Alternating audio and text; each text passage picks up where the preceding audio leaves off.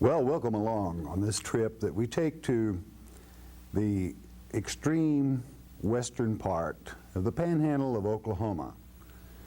Many people are not aware that in this great nation of ours, this nation America, yes, we have those tracks, those signs, the remains, the fossils that go back millions of years. And if there's any one thing that I would hope that we can accomplish, and the purpose of this is the world that was. Many Christians say, the world that was? What? It's very simple. Any person can look at a road bank, a cutaway, and see the various layers of God's earth as time has gone on. With carbon tests, though it is questioned, still fairly accurate. But the very fact of the ages it takes for the layers to decompose, to be washed away, and also that great eruption, the overthrow of Satan. Well, I didn't know that was in God's Word. Well, it is. In the beginning, God created the heaven and the earth, period. It does not stipulate when. And then in the Hebrew, in verse 2 of that Genesis chapter 1, Tuhu Vabohu, the earth became void and without form. God didn't create it that way. He created it to be inhabited, as it is written in Isaiah. And then, we might say, well, what caused that overthrow, that destruction? It's very simple, Satan's rebellion. Peter, in his second book, in chapter 3, stipulates that Christians must be aware of three world ages, cosmos, if you like. The first, not Noah's flood. Noah's flood did not totally, completely destroy the earth. As an example, the dove went forth, brought forth an olive branch. Now, in a simple year-plus period, the olive tree was still in existence. Let's read from our Father's Word what our Father has to say about that world that was and the destruction that He brought upon it. As always, there's only one place that we can find this, and that is from our Father's Word. You'll find it recorded in Jeremiah chapter 4. God has threatened and has mentioned, I will destroy the earth age. And they would not listen, therefore He said, hey, let's pick it up with the 22nd verse so that we pick up God's emotions toward His children. For my people is foolish. They have not known me. Do you know why they don't know Him? They don't study His letter. They are sottish children. You know what that word sottish is in the Hebrew? Stupid. They're stupid children. And when you have the actual facts in archaeology, right in our own nation, like in the panhandle of Oklahoma, to observe, to meditate, to see and experience that world that was, then they are stupid. Don't care, perhaps, foolish, maybe a better word. God said, stupid children. And they have none understanding. They are wise to do evil, or they can plot a lot of little things up, but to do good, they have no knowledge. Unfortunately, that still holds true to this day. I beheld the earth. In other words, God is showing you the earth before that overthrow. And lo, it was without form and void. Void being that word in the Hebrew, tuhu, meaning totally destroyed. He accomplished it. And the heavens, and they had no light. That was a total destruction. I mean, complete. Verse 24.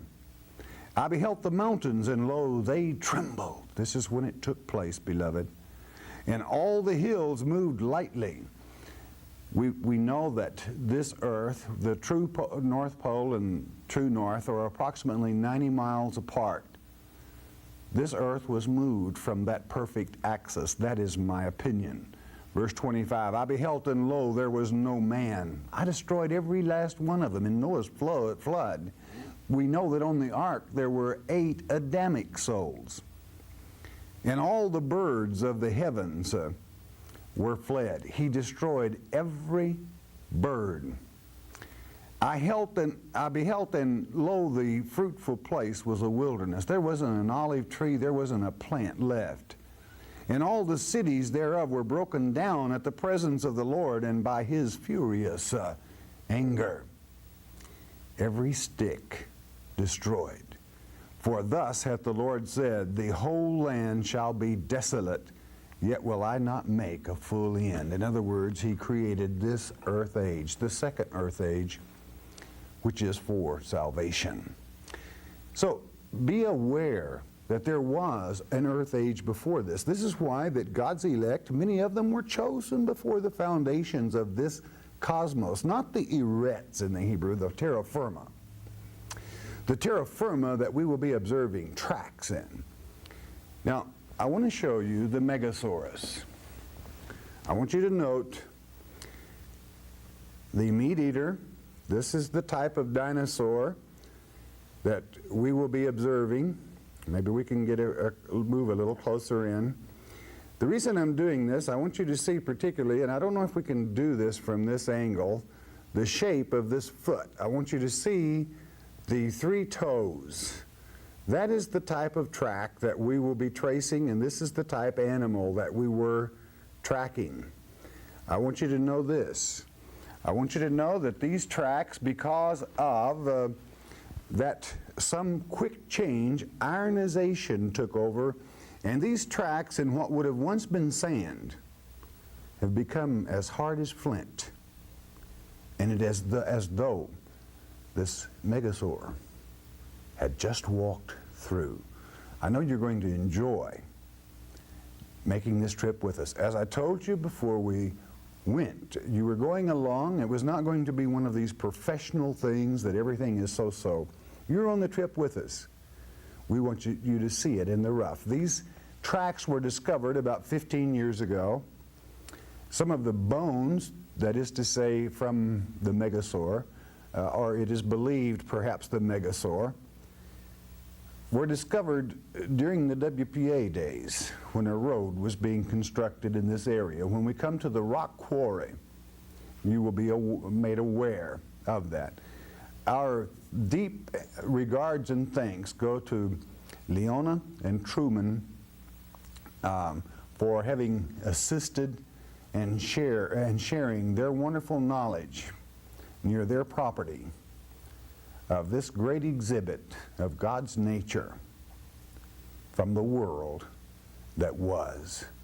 How perfect when we can learn from the signs of our Father's placing of tracks and remains for those that have eyes to see and for those that have ears to hear, to observe and not be sottish children, but let His wisdom and the simplicity of His Word be ever present with us. I hope you enjoy it. We're Truman and Leona Tucker, and we live at 9 or 8 miles north of Kenton, Oklahoma, right in the last corner, in the very corner of the state of Oklahoma. And we're real happy to be out here helping all these folks. Okay, we thank Truman certainly, as he will be explaining. Because of the wind, we're going to give you the thought that he is expressing. Thank God for our elders that bear information. We thank Truman for this. The reason we're showing you this particular peak is you see the various layers. The lava cap, you see the Dakota, you see the gravel fallout, you see the granite stones. You see all these layers of time. For you see, beloved, very near this place, we have tracks that are millions of years old. So really, time means nothing to God. But when you can see this and know that, go to the top cap there, and know that all the surface, basically, was at that level. And then you see the deterioration as some great catastrophe, upheaval, water, the water of that world that was, as it came down through and raced through these canyons, taking away these layers after layer after layer, until we will be down to that original sand bed, which is called the Dakota Sandstone, in the canyon that we'll be going to soon, you become aware of time, how awesome, how beautiful our Father's creation. When you look at this little mountain, and indeed it's probably 600 or 700 feet high, and certainly you see basically the shape from all views of all areas, we can sit a moment and think and meditate on time, age after age, and layer after layer. And let us always remember this point, that what we're working forward to is knowledge of our Father's creation, but also knowing certainly that in the near future we're going into a new age, as it is promised in that 2 Peter chapter 3, a new age that will be eternal. We will be all-knowing, for Father is there and He will explain all things. But let us not be those sottish children. Let us not be closed-minded, because something washed away the layers. Something brought about the destruction.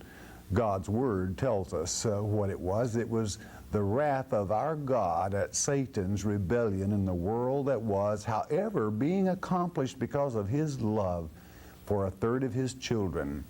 Revelation chapter 12, that were deceived by this Satan. I marvel at the layers of time.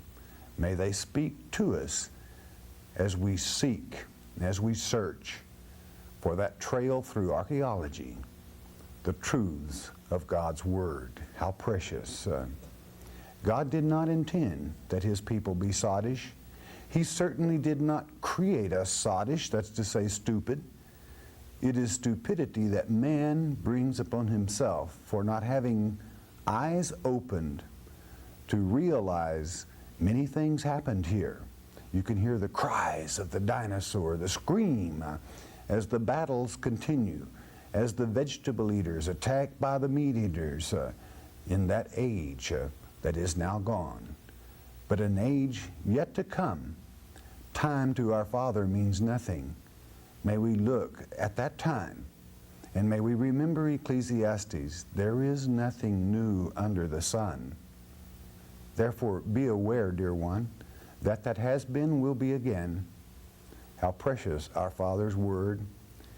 And here we drop from that deterioration into this age. Look at the fields. Look at the cultivation of our pasture, that is to say more correctly, that has been cultivated into this civilization with cattle grazing, irrigated from a stream nearby, electricity, power. And we see man's modern trek as we move that time clock up to this age. Can we make the connection between the two millions of years ago? And rather than the dinosaur, the domestic animals that were created for Adam, the domestic cattle that he named, that man uses to till the soil. That's what flesh man was created for, was to till. Look at the beautiful field. Man has done as God has ordained, but we still must look back. We still must ponder. Modernization changes many things. Modernization oftentimes is ugly compared to that was, but time marches on through this age as we come to that age that will be eternal salvation and with our Father, as we see the modern cattle created by God and man to till the field. Let us strive to understand what it is that man is to do to please his Father. For our Father created all these things for His pleasure. Created this earth, yes, for His pleasure. But beloved, He also created you for His pleasure. Make sure. Dinosaurs is hollow bone, they claim. And this is a piece of it, and it's got the material, the flesh is partly fossilized.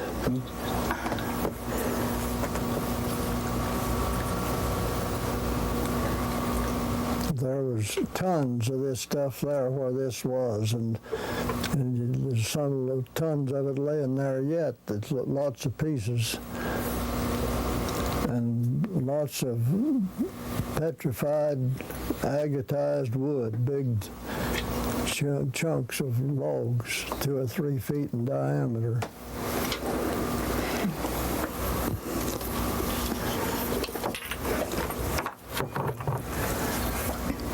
This is part of a mammoth tooth.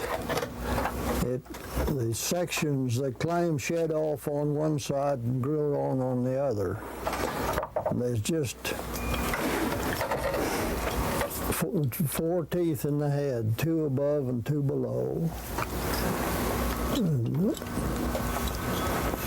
this came from a clay bank down south of Kenton there, where they dug it out. Truman, if you could turn these parts right here towards that camera a little bit at an angle, I think that is most fascinating, this cutting edge of those teeth. Well, you see, they've been ground off. Some of us has been eating gravel with that or something. Sure has. It's just almost like it was removed yesterday, only in this state. I found one down here in the creek that weighed 23 pounds. It's down there in the museum in Goodville. Well, that's fascinating.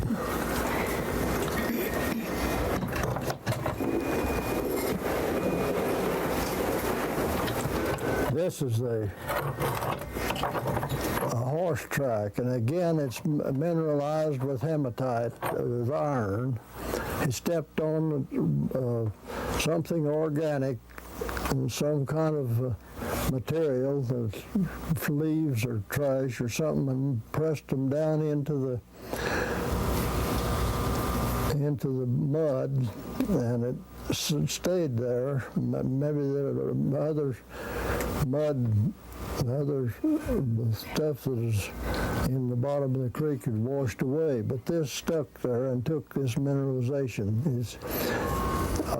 Any place that there's tracks, there's an oxidation because anything organic took that mineral, that iron oxide.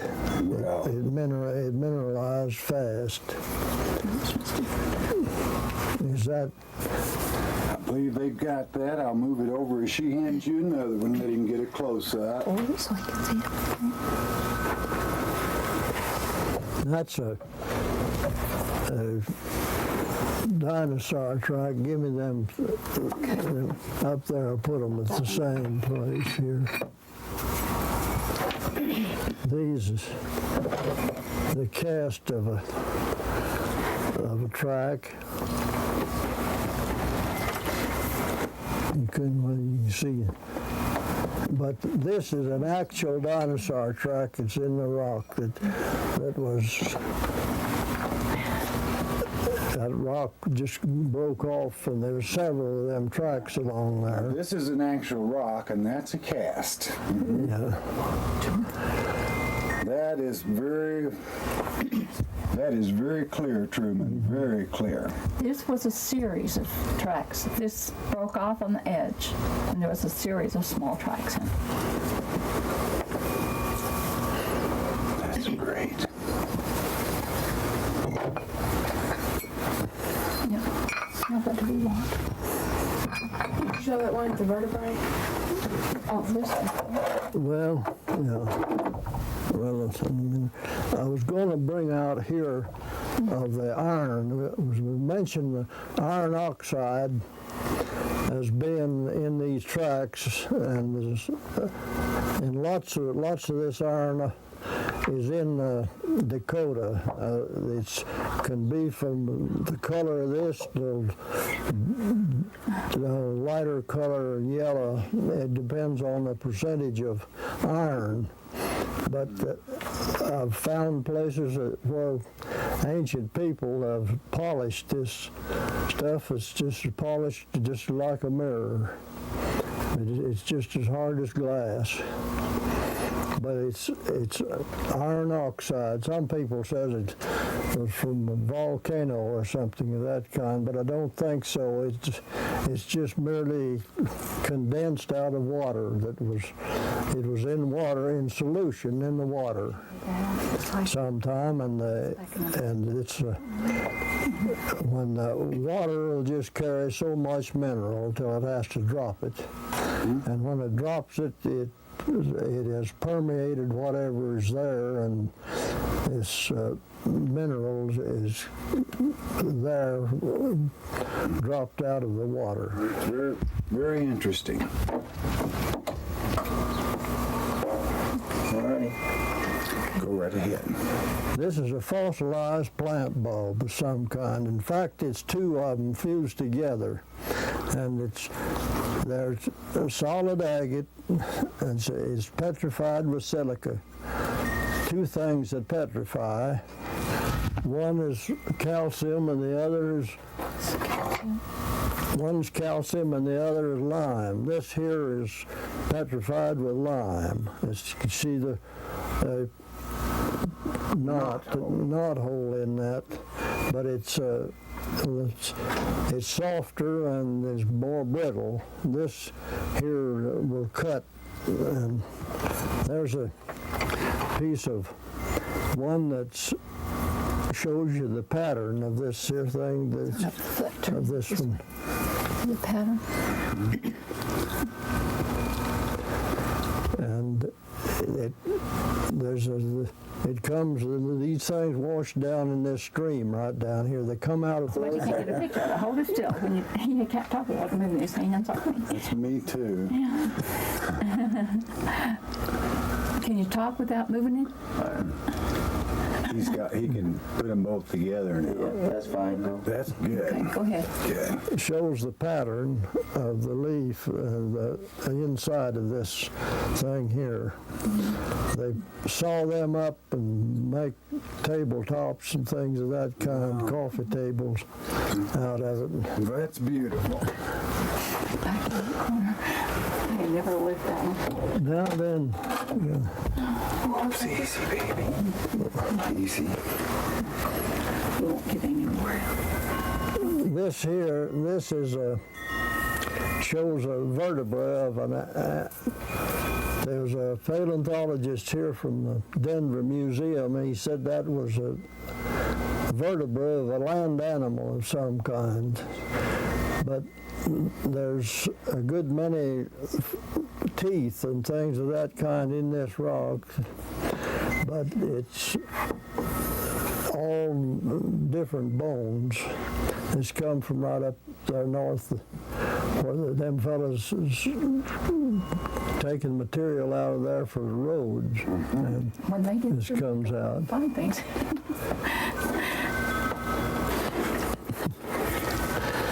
This is a buffalo chip, I guess, but you can take a glass and go around over there and find seed in that.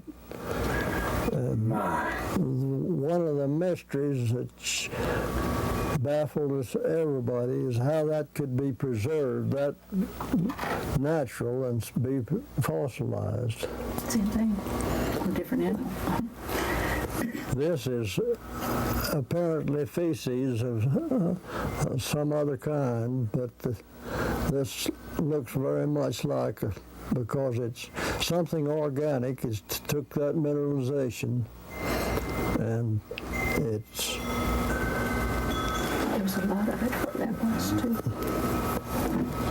Probably was. There's another one of these we found at the same place, and the other fellow took it, but he's got a little different shape, but it had the cavities underneath of it where a tumblebug had hollowed it out. Wow, that's something.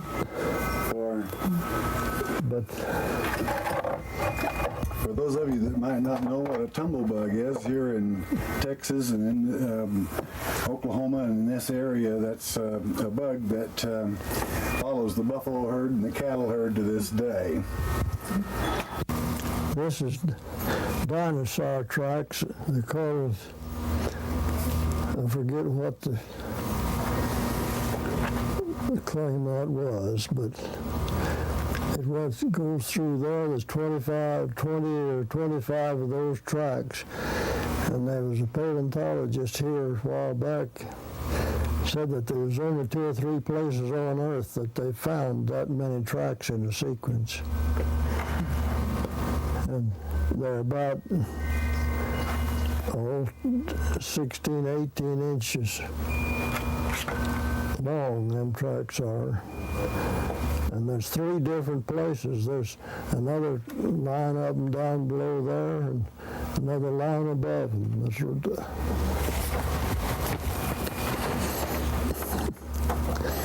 This looks like a bear track, just as narrow a bear track as you can imagine anything. I've seen old bear tracks in the snow.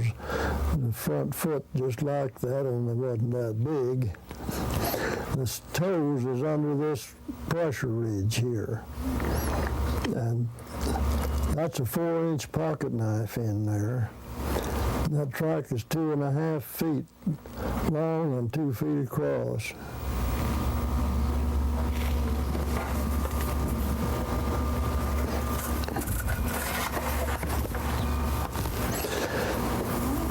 This is a dinosaur track. This track is from the Morrison in the bottom of the valley, not in the Dakota, but this track is the largest dinosaur track that I ever found. There's 3 little toes right here, but that's 7 feet and 8 inches from one of them toes to the back of the foot, the back of that heel.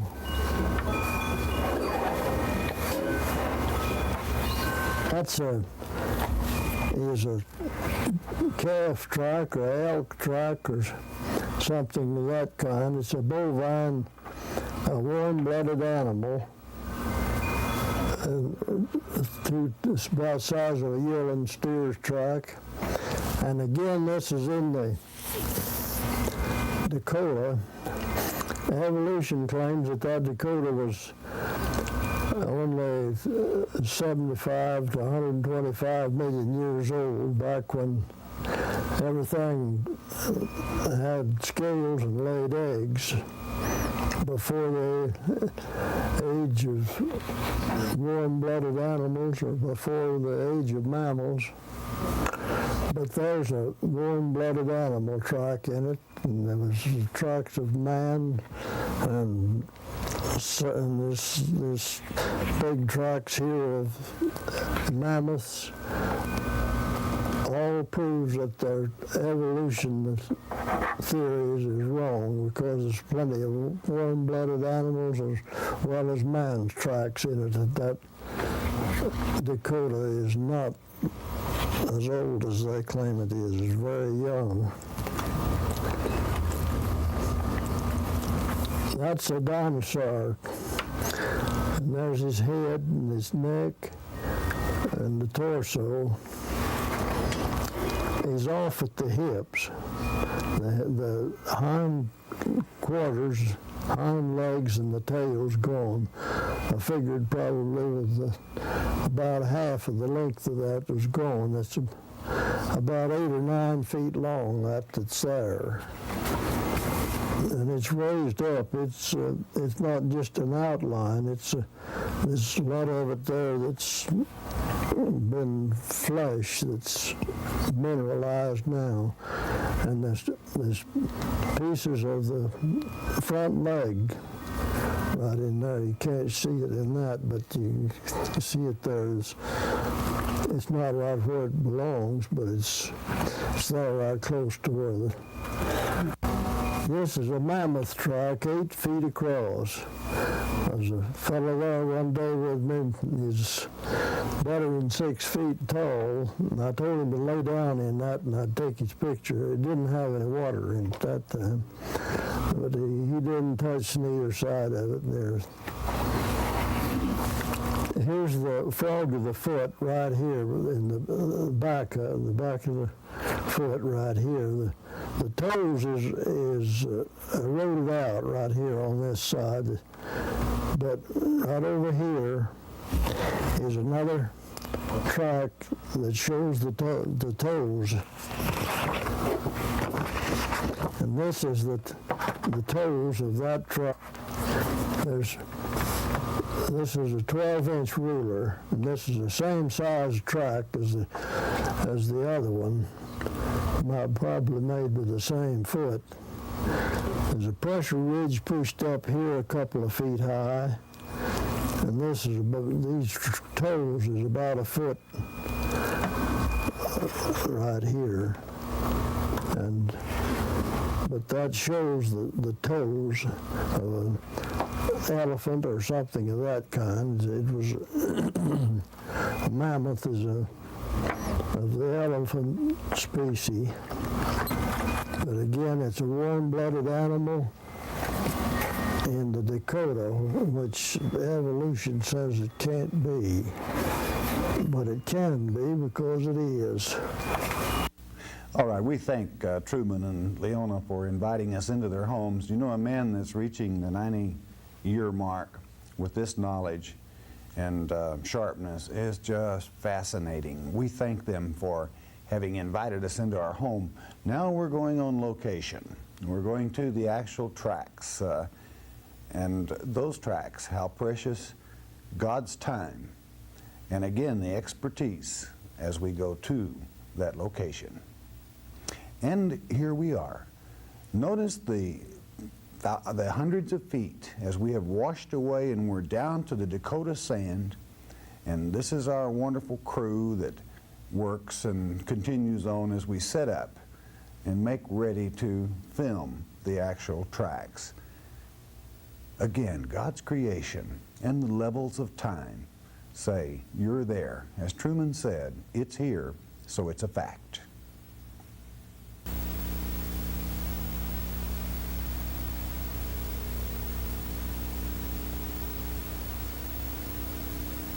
Ladies and gentlemen, it gives me great pleasure to present to you Mr. and Mrs. Truman Tucker. They prefer to be called Leona and Truman. Certainly they have given us a wealth of information.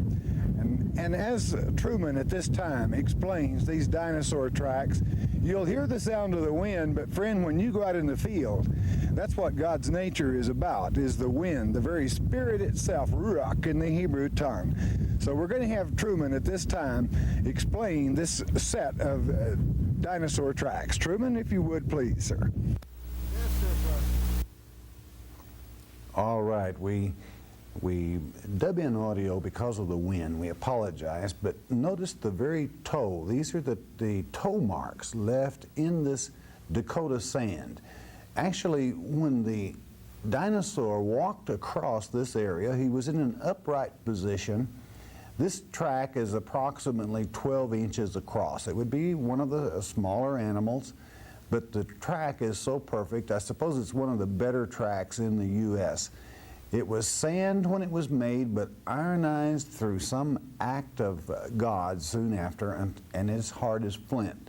There are about 28 of these tracks. As the animal walked, is evidently coming out of the sand into a drier portion where the toenails are left in this sand, now solid rock, even pushing up, if you would, the depression because of the weight of this animal. There are more inline tracks in this spot than any other place that is known in the country at this time.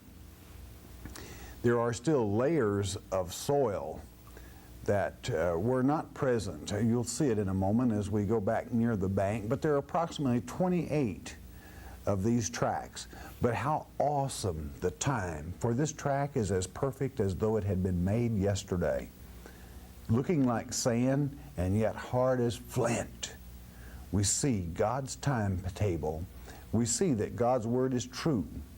The millions of years. In the beginning, God created the heaven and the earth, period. These animals that were on this earth, in that, the millions of years before. Now here you see where the animal walked across this Dakota sand, And notice at the very base of the hill on the other side of the creek bed, we've dug out there, or it's been dug out where we get the 28 tracks, and they still continue. You would have to move tons and tons of dirt to get down to the base of this, about 28 of them. Notice where we're standing now approximately. He was sinking down into the sand until there basically are depressions, but still in almost every track you can make out the toes. It is sand filtered over this because this is a live creek even today. Kind of a dry weather creek is what we would call it. But the tracks then, as he comes up to more solid ground, as the one we were pointing at, with even the toe marks, the claw marks, bedded, recorded for our purpose today to know and to understand. Truman is reporting to this that it was about 15 years ago, and as to how a man from a university in Colorado came down and made a plastic mold from these tracks, and they're actually, these same tracks are in a museum in this nation at this time. Praise God that these have been preserved, that we can understand the world that was. Okay, now we're going to try to move in a little closer and get you some close-ups on this, whereby you can better see. Here's where the dinosaur. Here's where we dug out as stated. Notice the tracks. By moving tons and tons of soil, we could have tracked this dinosaur even further. But here come the tracks. You're getting a close-up, and there's where the crew has walked on down to another set of tracks where another dinosaur was converging upon this one. Why? Was it mating? Was it a fight? We'll never know unless we move tons of dirt. But I'm sure by the tracking we could have known. But here we see a close-up of, see the toe mark in this one? Look at that toe mark from this dinosaur, preserved as if he had just walked through. Now, Hoppy tried to wash this one out whereby we could get a better picture, and I'm not sure it helped the contrast all that much, but perhaps you can see what we were up against there in the field, for this is still, as stated, an active creek, and water, of course, going through here. Another almost perfect track. Notice the three toes, how perfect, and even the cleft from the bottom of that foot. Oh, our Father, I'm sure he had these special for those that know of the world that was. And as we move location from this set of tracks down to the next, Sarah helping move equipment. This is the logistics are fantastic in the field. We enjoyed doing this. These tracks is some more. There's another line of dinosaur tracks below this others a while ago. Place here where they was exposed.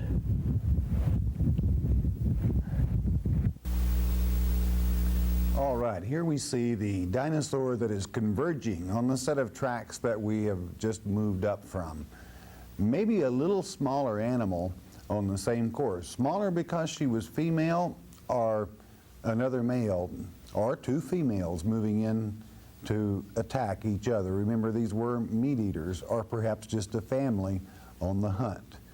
But how perfect in this Dakota sandstone, now turned rock, ironized to the point that it is absolutely solid rock. How precious these tracks, molded in time. Again, taking our minds back to that great book of Ecclesiastes, when God says there's nothing new under the sun. It is that we need to understand. And archaeology and those things that God, the signs that he has left for his children to learn by, whereby they are not sottish children.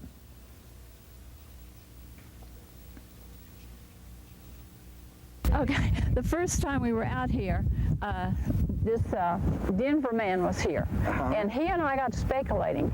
Those tracks were going out here, these tracks were going over there. What happens out there when they met? Because they're in the same layer of rock. A good thought. We thought, maybe they had a fight, or maybe they ignored each other. We didn't know. You can almost look and see it. Sure, You you can sure imagine. can. I got a great imagination anyway. And so we asked about digging them out, and they said that some of the rock itself had been dropped off from those. They cut off, and that they might not continue. And I said, well, how do you know unless you go and dig it out? But they never did want to dig it out. Well, it's going to be interesting. Where them tracks is up there, and some of these right here, there's a paleontologist from Denver come down here with latex rubber, and we put it on 4 or 5 of them tracks, and same up yonder, we put 3 or 4 or 5 of them tracks together. We'd put a bunch of that rubber on there, and then some cloth, and then some rubber, and we had, I think, 4 in the way of them tracks in sequence. When we took that up, they was going to put them in the floor of a museum, but they could take that cast and make just perfect dinosaur tracks in sequence. Well, that's very interesting, and it would be an excellent exhibition in a museum. Yeah, it was all right.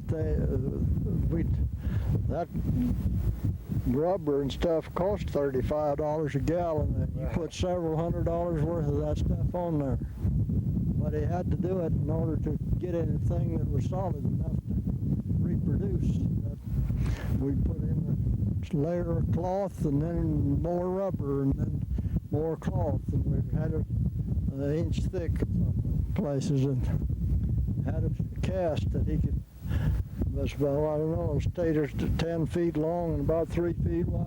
Well, certainly the cost to preserving something that there is so little record of, and yet, in to a degree, is really very inexpensive compared to the knowledge that is preserved. And it didn't hurt the tracks either, any. They were right. It's obvious now. They were preserved just the same as they would have been. Well, Truman, again, I want to thank you so much for the opportunity. I understand you're going to take us to one other place, and that's the pit where you and were present when one of the first artifacts, a rib or something of that nature, was discovered in this area. So we're anxious to get there.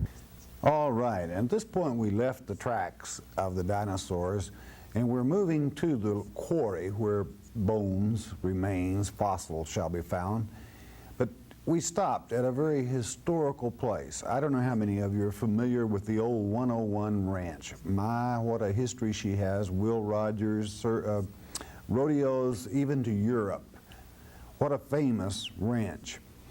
Truman requested that we stop here because he feels that in these huge valleys, that at one time in history a tremendous amount of water rushed and raged down through these canyons, taking away and washing down, if you would, to the base of the Dakota sand that has even exposed some of these tracks.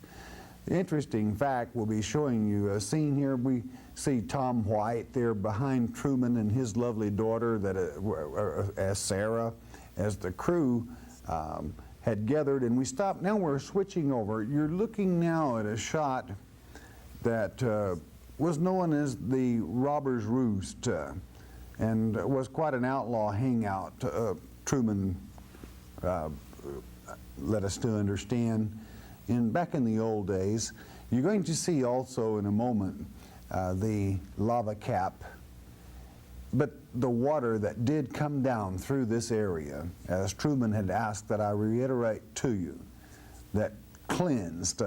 Now here we're moving in. Notice when we get in focus there, the old rock fence. See that rock fence? It originally went all the way across that canyon as a fence to hold cattle, hold horses, etc. And then up that canyon, you come back up again to the lava cap. All this water, this erosion, there's the lava cap, right? The black area right at the top of that lower peak there to the left of your screen. How precious God's Word and how beautiful our nation, as we realize in this one canyon we see the modern world, and yet we drift back into history millions of years as we take this break here on that famous 101 ranch. They're part of the property adjacent to this road. And the minds go back for years as we see history, both at the turn of the century and even back to this time, at this present time. We thank our Father that He has given us these things, that He has allowed us to visit, to understand, and yes, to worship Him for having given us these beautiful signs whereby we can understand His Word even better. Again, don't be sottish, children. Why am I saying that?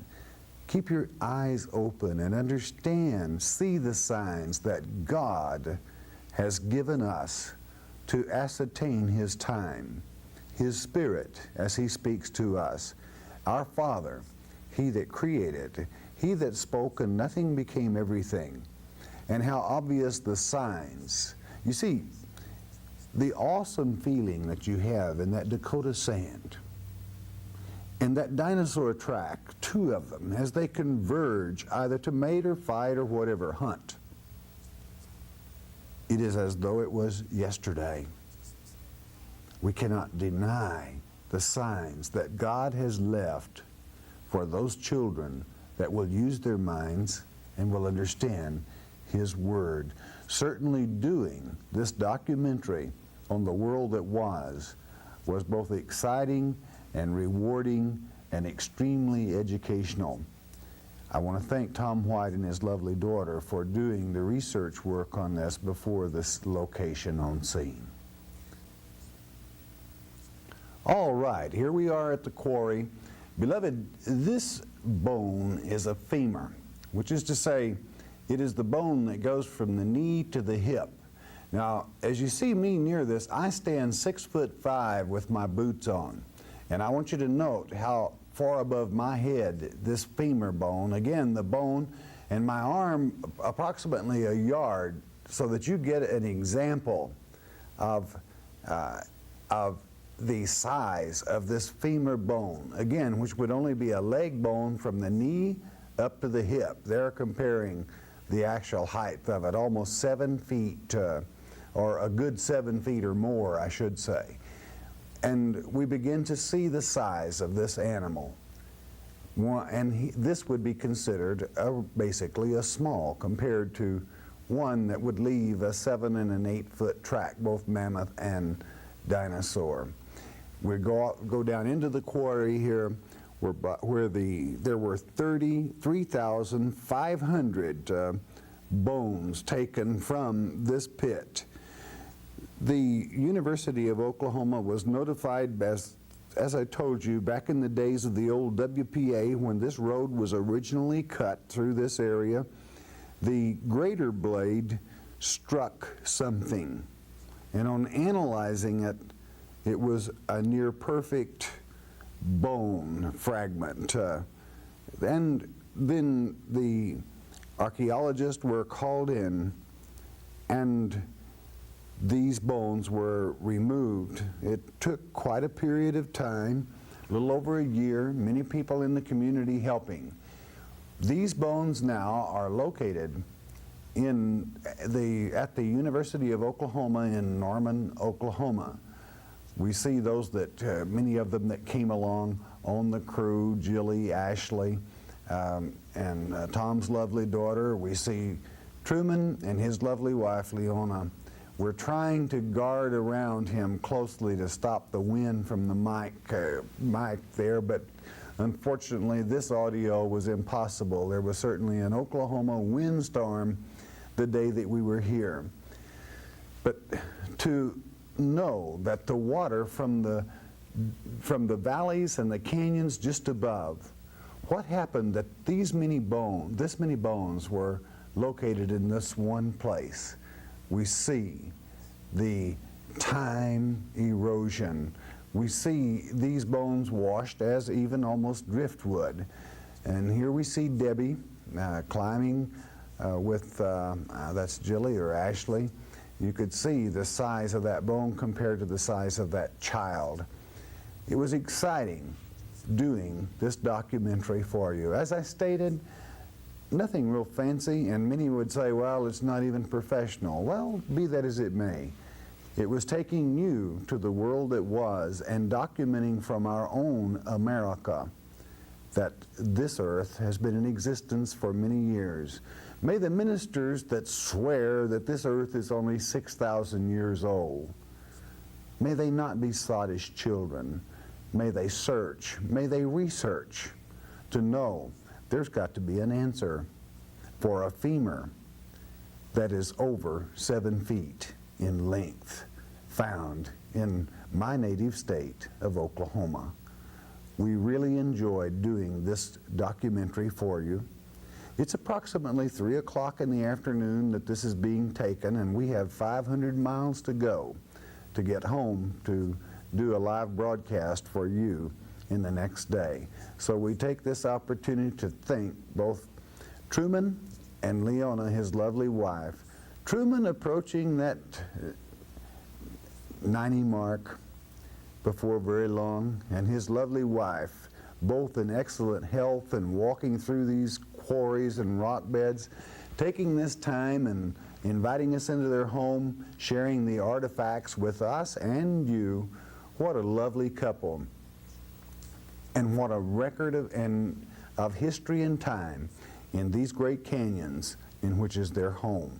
We just cannot say enough to thank them for giving us of their time and inviting us into their home to make this documentary possible to you. Signs from our Father that the world indeed was. For as Truman would say, it's there.